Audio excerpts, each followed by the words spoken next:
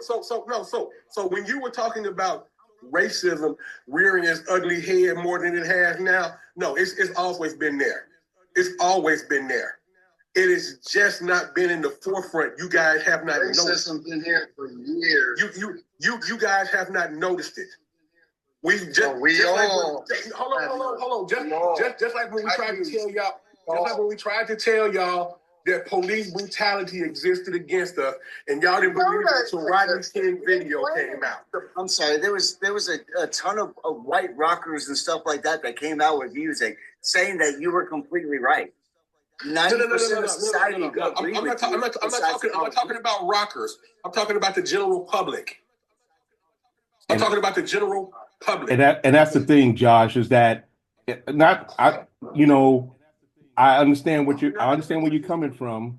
I said, but your experience on how you experience America now, if you probably experience as a person not of means, and that's a totally different life than somebody else, but as a person of color, a Black person in particular, we experience the world a lot different.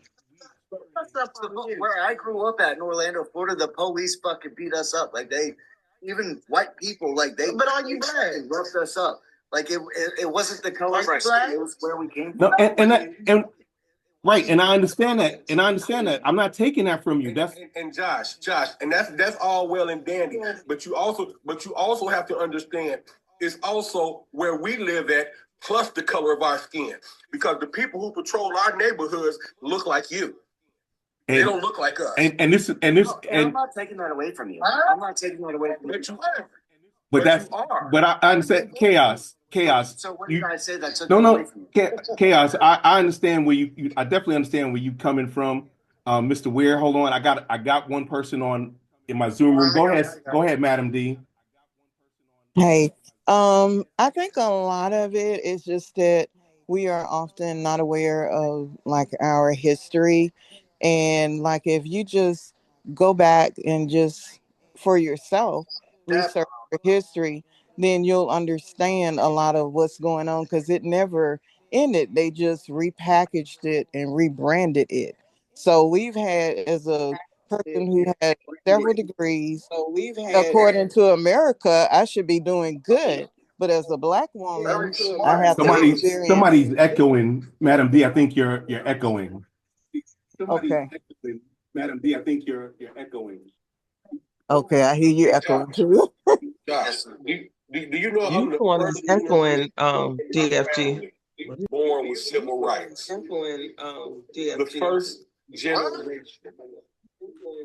So I was born in 1961. So if I'm 56 years old, racism hasn't gone anywhere. Those people racist back then are still alive, and they had children, and so on. It's just rebranded. It's just been right under the surface until Obama ran and won for president. Yeah, then next thing you know, Donald Trump comes out with the birther movement, and a bunch of people start piling up, and they answer to Barack Obama winning 2 years consecutively with Donald Trump, the most racist, bigoted man to ever hold. And I'm gonna say that, to hold that office. And they were slave owners that held that office. Do you have a successful job? He made it more okay for racists to be out in the open. I'm asking you a question. Do you have a successful job? To be out in the open. What does one thing have to do with the other? Me having a successful job does not negate the fact that I face racism every day. Does not negate the fact that I have generational trauma instilled in my body from my ancestors. You know what generational trauma is? I'm the same age as you, my man. I'm trying to. No. That doesn't hold weight to me. Do you know what generational trauma is? I'll explain to you what generational trauma is. Generational trauma is trauma that is instilled in your DNA. You don't know it's there until it rears its ugly head. I used to walk down the street and without ever having been told, would move to the side for white people walking down the street. No, I don't believe. All right, listen. I don't give a fuck if you believe it or not. I don't believe it to lie to you. I don't believe that. Mr. Weir, Mr. Weir, most of us in here that are black can vouch for that. That dude's talking racist. I was trying to get racist. Okay, let me Okay, over there? okay. I'm gonna have to get control because we're kind of. I got two shows going simultaneously. Black guy in there and two black girls, little girls in there the other day. So I'm gonna get control and I appreciate everybody's input. I'm sorry, black guy. Oh no. I mean, just gotta. I'm just trying to make sure that everybody gets to say what they gotta say. But a lot of times we wind up talking over each other. Right. A lot of times it's always crazy that a white person calls a black person racist. Right. And I'm not even gonna go there, Chaos. I'm not even gonna go there today. And I understand what you're saying. You have a point, but I'm not gonna go there. So my next question is, with Social Security, Medicaid, and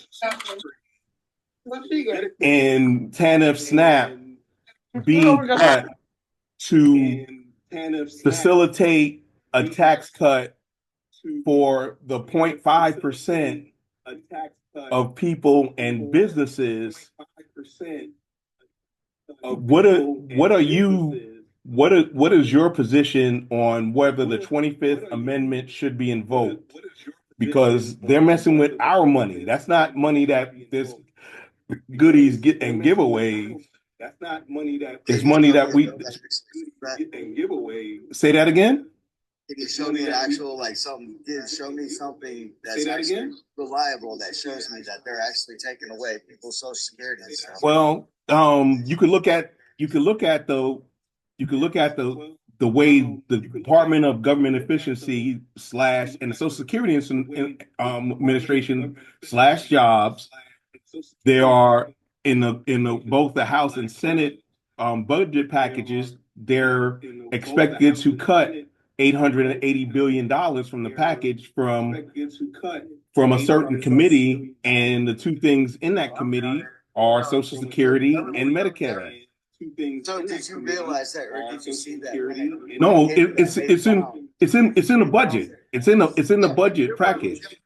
When they were going through that, they found fraud in the Social Security system. There was people that were under the age of 2 that were collecting Social Security. There were people that were over the age of. People are using people's identification to get their taxes cut. But I understand that. Nobody's saying it's not fraud. Nobody in here didn't say it was fraud. Do you know that if you receive Social Security and you die and your child is on your fucking Social Security, your child gets your Social Security, I don't care how old they are. That's not fraud. But that's not fraud. It's written into the law.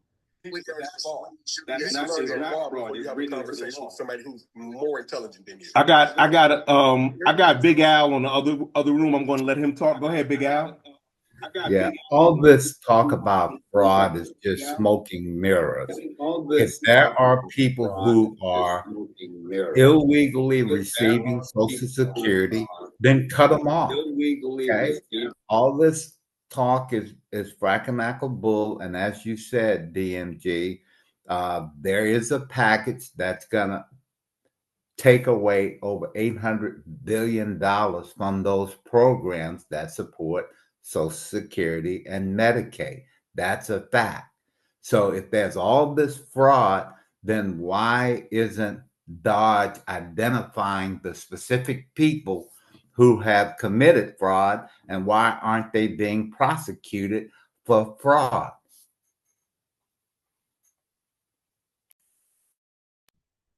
Exactly. Because there isn't any. That's that it there no there is fraud. Make no mistake about that, Pearl. There is fraud. Make no mistake about but I mean, this is the fraud, but that's scale of not what fraud they're that talking about. That's a whole right. different story. They're talking about a different type of fraud. Like, for instance, what they were saying something about a 300-year-old person on Social Security. No, nobody's lived that long. So it obviously is a computer error. If they're still sending out checks, it's on the government's end. They wouldn't have fired all those people. Maybe they would know how, who's getting and who's not. It's just a matter of it's not necessarily fraud. Social Security has been going on for decades. Now all of a sudden it's considered fraud. The government is the one who enlisted for us to get that after we're putting into it. We're putting that money into Social Security. So it's almost like a retirement for us later on.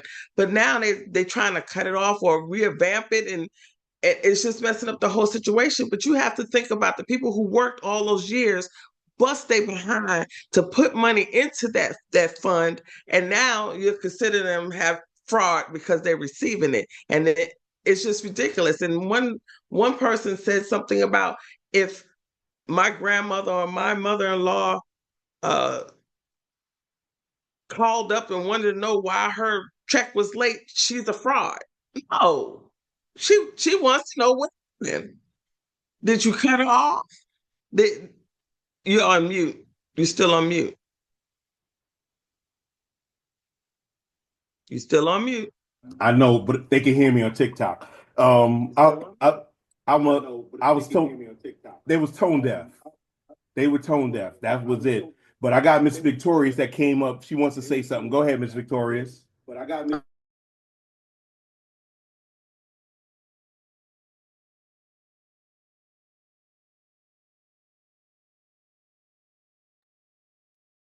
If she's on TikTok, we can't hear her because you put us on mute.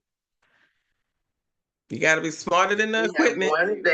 We have one family we have a mother who lost a child, and we have another mother whose son was defending himself in a situation where he had to defend himself. And it's not that he ran. It's not like he just waited for like 2, 3, 4 weeks and then said, "Yeah, I did it." Before they even touched him, before they even put the handcuffs on him, he said, "Yes, I did it because I was defending myself." Yes, I did it. They went crazy in my chats. I even let a couple of people up, and they were like, "Well, if you had a son, you're going to put him in front of you to get harmed for you," and asking crazy questions like that. I was like, no. I was like, but this child was defending himself. I said, but at the same time, you have to realize you have someone that's in Florida right now that's a J6 that is using that child's name. And we just discussed it.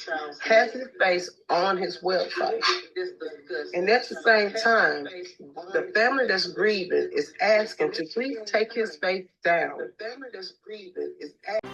Thanks for watching. This is the man with the golden voice, the lady's choice, and of course, smooth as a Rolls Royce, saying, never make love by the garden gate. Though love is blind, the neighbors ain't.